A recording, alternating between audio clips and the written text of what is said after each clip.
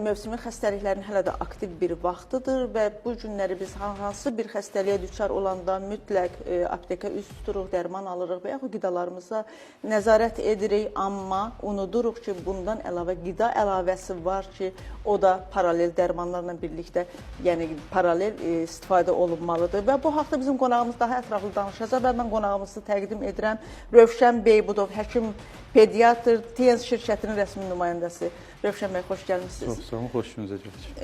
Rövşən bəy, bəzən biz ümumiyyətlə buna önəm vermirik. Elə ancaq ya qidaya fikir veririk və yaxud dərmanı alırıq, içirik və deyirik ki, artıq biz bu xəstəlikdən azadıq. 8 ildən artıqdır ki, TNS şirkətinin rəsmi tibbiyat reseptləri hazırlayan məhsullarınıza məsləhətli konsultantam. Həqiqətən də mən bu bioloji aktiv qida əlavələrini biz çox çeşidli tanıyırıq müxtəlif şirkətlərdə. TNS şirkətinin bioloji aktiv qida əlavələrinin birinci üstünlüyü ondan ibarətdir ki, onlar qədim 5000 yaşı olan tibbiyat reseptləri əsasında hazırlanır. Mən özüm 2 dəfə həmin mərkəzdə olmuşam, Çində və zavodu görmüşəm. Zavod birbaşa Almaniyanın nanotexnologiyasına hazırlanır. Və orada bilirsiniz ki, nanorobotlar bu məhsulları xammal kimi daxil olur və ekoloji cəhətdən təmiz xammallardır. Nədir bioloji aktiv qida əlavənin insana üstünlüyü və vacibliyi? Ümumiyyətlə, bu günləri biz həkimlərdən çox danışırıq ki, dərmanların effektiv və s. məsələlər. Hələ bu effektiv dərmanlar olsa belə, bugünkü insanların orqanizmasında təxminən 40-50 il bundan qabaq olan orqanizm deyil. Ən azından bir insan övladının hardasa 25-35 daha yuxarı yaşlara getdikcə onların qidasında elə maddələr olmalı ki, o maddələr bugün orqanizmi vacib bir orqanizm kimi saxlaya bilsin. Alimlər araşdırır ki, xüsusən də ümumiyyətlə səhiyyə deyir ki, 91 vacib maddə var ki, qidanın tərkibinə orqanizmə daxil olmalıdır. Bunun 60-ı mineraldır, makro mikroelement, 16-sı vitamin, 12-si amin turşu, 3-ü doymamış yağ turşu. Gəlin sual verirəm. Hardasa 40 il bundan əvvəlki pomidorla, bugünkü pomidor həmin tərkibdədirmi? Xeyr.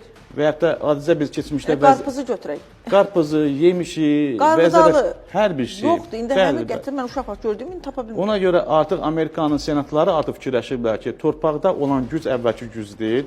Bugün torpaq öz məhsulunu yetişdirsə belə, həmin tərkibdə məhsulda effektiv olmur. Təsəvvür edin ki, bir uşağa A vitamini vermək üçün indiki yerkökünün 12-sini verməliyik.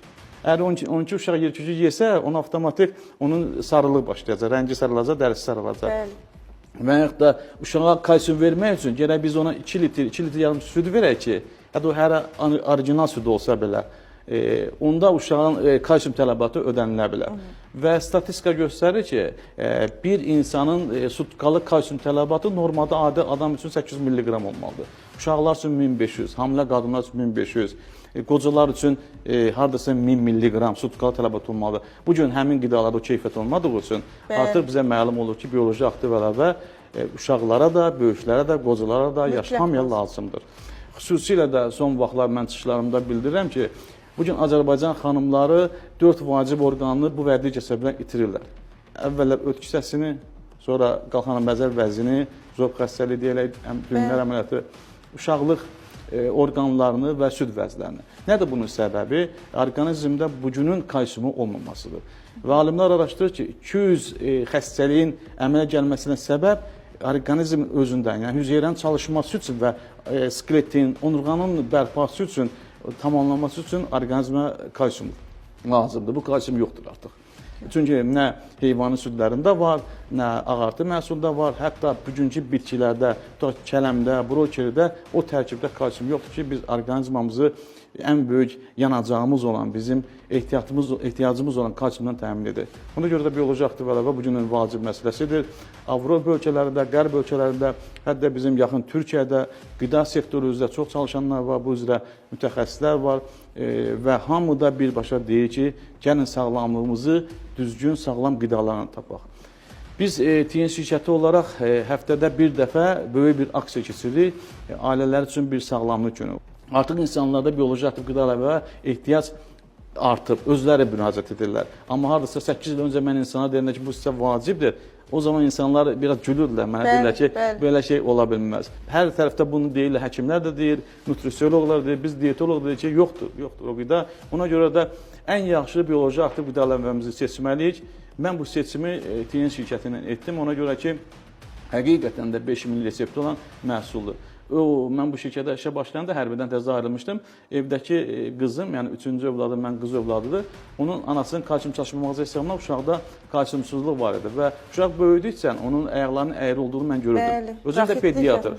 Mən masaja göndərirdim, nerpatoloq müalicəsi, amma ayaq düzəlmir. Çünki onurğada kalsiumsuzluq.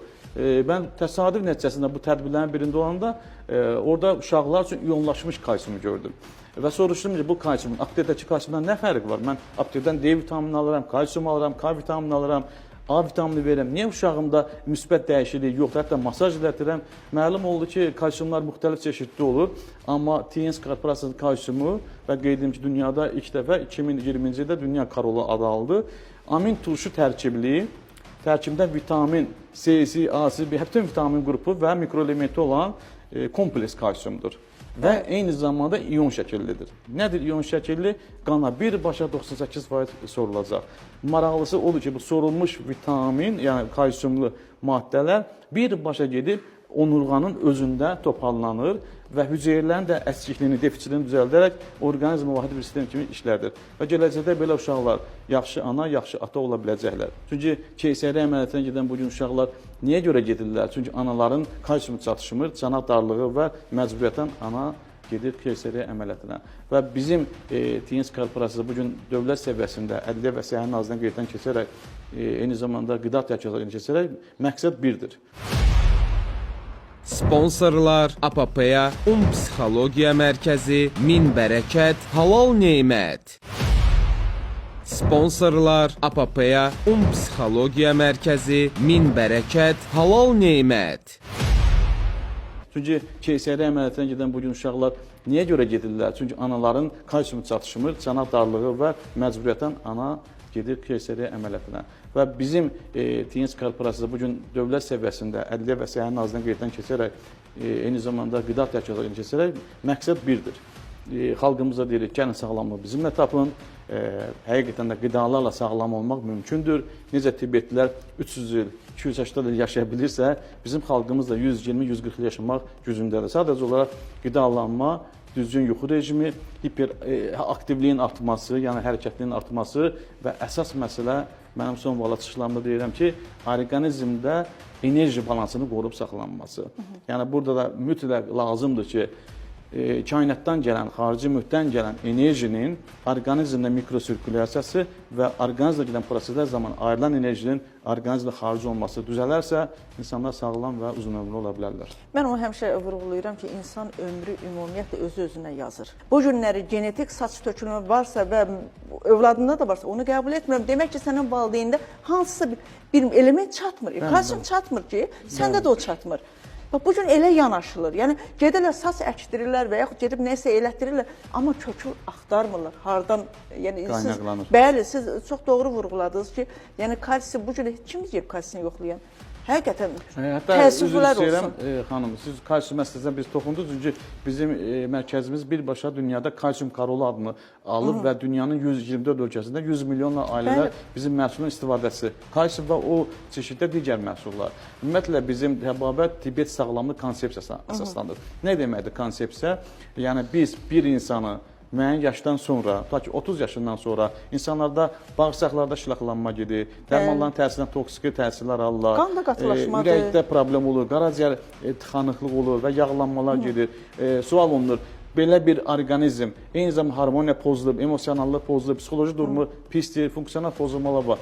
Belə bir insan növbəti dərmana göndərmək nə qədər düzgündür? Axı adamın immuniteti aşağıdır. İmmuniteti zəif olan adama təzədən dərman, sonra o bir dərman kömək eləməsə yenə dərman. Söhbət burada orqanizmin bir torpaq elementi olaraq, Tibet təbabətı bunu deyir, insan bədəni torpaqdır. Torpaq elementi olan həmin bədənin sağlam cisimə çevrilməsi və eyni zamanda ruhun da sağlam olmasına söhbət edir. Ona görə mən düşünürəm ki, bugünün tələbatında mütləq tək kalsium yox, saç tökülməsinə toxundunuz. Bütün bunu artıq türk mütəxəssislər də bilir ki, 7 vacib element lazımdır ki, saçın tökülməsinin qarşısını alasınız.